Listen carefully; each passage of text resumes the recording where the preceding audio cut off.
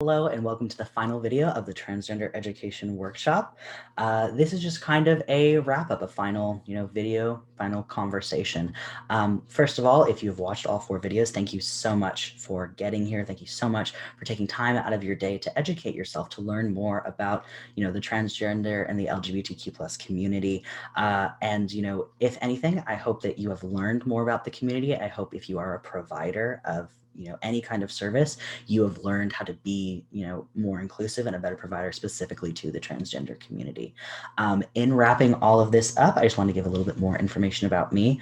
I am, as I said in the first video, Aislinn Kent. I'm the current intern at the Drop-In Center, but my internship is ending soon. If you have any questions about any of the videos, any of the content covered here, my email and my website are going to be in the video description. And, feel free to reach out to me if you would like to have me give this workshop or any other kind of presentation. You can also reach out via my website or email there.